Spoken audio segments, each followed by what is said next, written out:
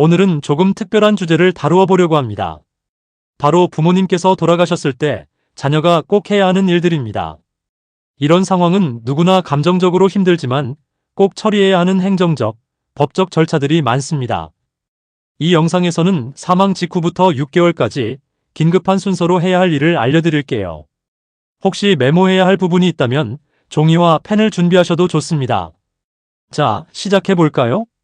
일단 부모님께서 돌아가시면 가장 먼저 해야 할 일이 사망신고예요. 사망신고는 사망 사실을 안 날로부터 1개월 이내에 해야 해요. 이 기한을 넘기면 5만 원 이하의 과태료가 부과될 수 있으니 꼭 기억하세요.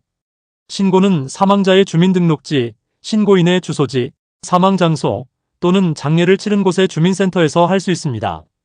준비해야 할 서류는 사망진단서나 사체검안서, 신고인의 신분증, 그리고 가능하면 사망자의 가족관계 등록부 기본증명서예요.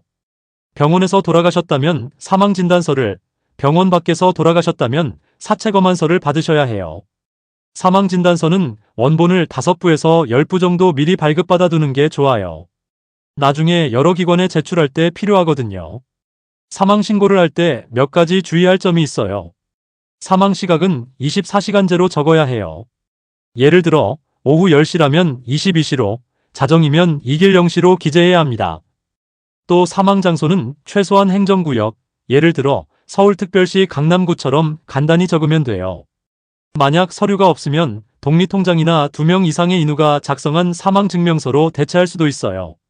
그리고 사망신고를 하기 전에 가족관계증명서를 미리 발급받아 두세요. 신고 후에는 일시적으로 발급이 안 될 수 있거든요. 만약 해외에서 돌아가셨다면 재외국민가족관계등록사무소에 사망통보를 해야 합니다. 다음으로 장례 준비와 비용 관리입니다. 장례는 보통 조의금으로 비용을 충당하는 경우가 많아요.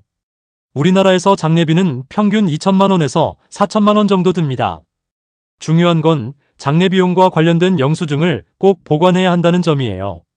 나중에 상속세를 신고할 때 장례 비용은 최대 1,000만 원까지 공제받을 수 있거든요. 봉안당이나 묘지 같은 장지 비용도 영수증이 있으면 공제 가능해요. 고인의 통장에서 장례비를 인출하려면 미리 은행에 문의하세요. 무단으로 인출하면 법적 문제가 생길 수 있으니 조심해야 합니다. 그리고 유언장이 있는지 꼭 확인하세요. 부모님께서 유언장을 남기셨다면 가족과 함께 내용을 확인하고 변호사나 법무사에게 유효성을 검토받는 게 좋아요. 유언장이 없으면 민법에 따라 배우자와 자녀가 법정 비율로 상속을 받게 됩니다. 이건 뒤에 상속재산 분할 때 더 자세히 다룰게요. 사망 직후에는 금융기관과 통신사에도 연락해야 해요. 고인의 휴대폰은 바로 해지하지 말고 본인 인증이나 연락을 위해 명의 변경하거나 유지하는 게 좋아요. 은행 계좌도 동결되기 전에 장례비용 인출 가능 여부를 확인하세요. 고인의 계좌를 함부로 사용하면 사문서 위조죄 같은 법적 문제가 생길 수 있으니 꼭 금융기관과 상의하세요. 또 보험금이나 유종연금 신청을 준비해야 해요. 생명보험이나 상해보험에 가입되어 있다면 사망진단서와 가족관계증명서를 준비해서 보험사에 청구하세요. 국민연금이나 공무원연금 같은 유종연금도 신청할 수 있으니 필요한 서류를 미리 확인해 두세요. 이제 사망 후 1에서 3개월 사이에 해야 할 일로 넘어가 볼게요. 이 시기는 상속재산과 부채를 확인하는 게 가장 중요해요. 금융감독원의 안심상속 원스톱 서비스를 이용하면 고인의 부동산, 예금, 주식, 자동차, 그리고 대출이나 신용카드 같은 부채를 한 번에 확인할 수 있어요. 신청하려면 가족관계증명서, 상속인의 신분증이 필요하고 결과는 보통 5에서 15일 안에 나옵니다. 만약 부채가 재산보다 많다면 상속포기나 한정승인을 고려해야 해요. 상속포기와 한정승인은 사망일 또는 사망사실을 안 날로부터 3개월 이내에 해야 해요. 상속포기는 재산과 부채를 모두 포기하는 거고 한정승인은 재산 범위 내에서만 부채를 갚는 방식이에요. 이건 고인의 주소지 관할 가정법원에 신청해야 해요. 필요한 서류는 상속인의 가족관계증명서, 주민등록등본, 인감증명서, 인감도장, 그리고 고인의 기본증명서, 가족관계증명서나 재적등본, 주민등록등본이에요. 재산 내역을 증명할 자료, 예를 들어 부동산 등기부등본도 준비해야 해요. 이 결정을 하지 않으면 부채를 포함한 모든 재산이 자동으로 상속되니 신중하게 결정하세요. 다음은 사망 후 3에서 6개월 사이에 해야 할 일입니다. 이 시기에는 상속세 신고와 재산 분할이 핵심이에요. 상속세는 사망일이 속한 달의 말일로부터 6개월 이내에 신고해야 해요. 비거주자는 9개월이에요. 신고는 고인의 주소지 관할 세무서에서 하고 부동산 취득세는 지자체에 내야 해요. 상속세는 배우자가 생존해 있으면 최대 10억 원, 배우자가 없으면 최대 5억 원까지 공제받을 수 있어요. 장례 비용과 장지 비용도 공제 대상이니 앞서 말씀드린 대로 영수증을 잘 챙겨두세요. 세율은 일반 부동산이 3.16%, 무주택자 주택은 0.96%, 농지는 2.56% 정도예요. 기한 내 신고하지 않으면 무신고 가산세 20%와 납부지연 가산세가 붙으니 꼭 기억하세요. 상속세가 부담스러우면 분납이나 물납제도를 활용할 수도 있으니 세무사와 상의해보세요.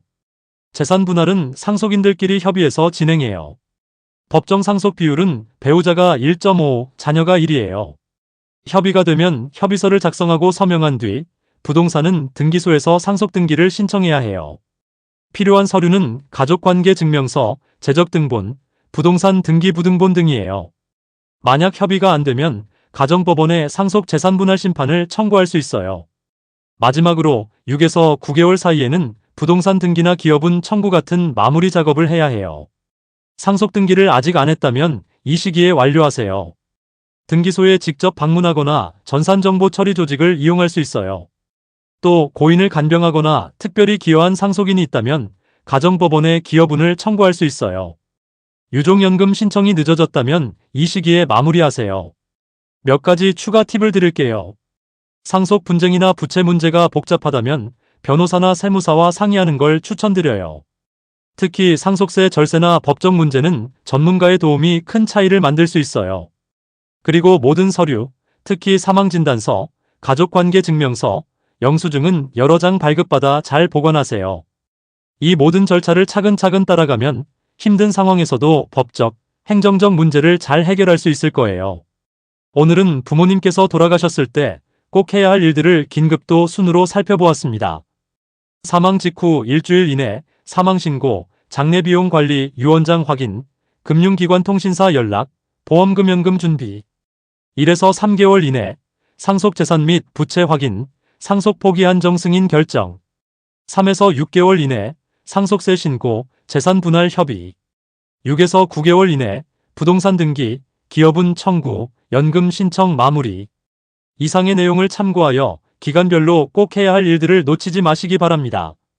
그럼 오늘 영상이 도움이 되셨길 바랍니다. 구독과 좋아요도 잊지 마시고요. 다음 영상으로 찾아오겠습니다.